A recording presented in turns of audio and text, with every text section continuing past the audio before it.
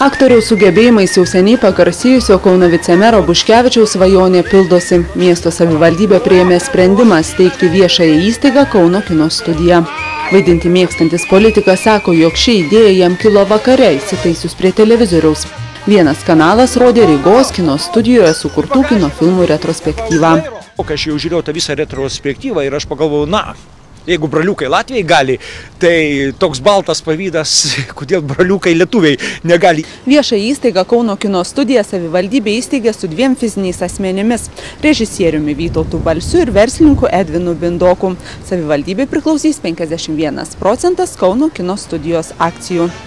Kauno kino studija žada užsiimti istorinių patriotinių filmų kūrybą.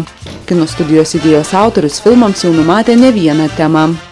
Apie pokario partizanus, apie savanorus, apie mūsų kovą su bolševikais, lenkais, bermontininkais. Tų filmų yra begalės. Pirmasis sąraše pilnametražis kino filmas apie kunigą Antaną Mackevičių. Kostiuminiam istoriniam filmui jau baigiamas rašyti scenarijus. Dabar kaip tik ir vyksta paruošiamieji darbai, netgi pradėsim ieškoti lokacijų, pradėsim, lankyti dvarus su Lietuvoje, kokie yra, ieškoti, kur vyko ir masinės scenos. Kad istorinis kino filmas išvystų dienos šviesą, kūrėjų skaičiavimų reikėtų 4 milijonų litų.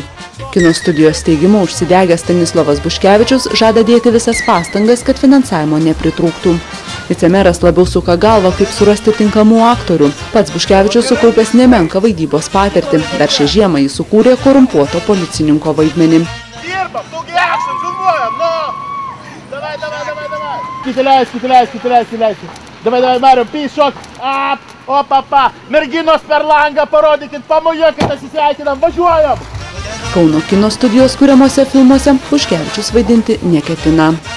Oi ne, vaidinti turi aktoriai.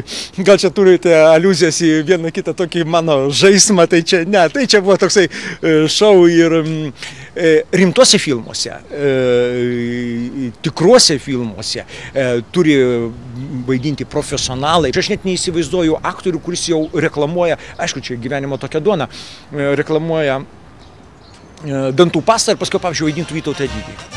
Be pagrindinės savo veiklos vaidybinių filmų gamybos, kino studija planuoja vykdyti ir kitas veiklas, kurios padėtų užsitikrinti finansavimą. Reporterė Kristina Karlonė, Kaunas.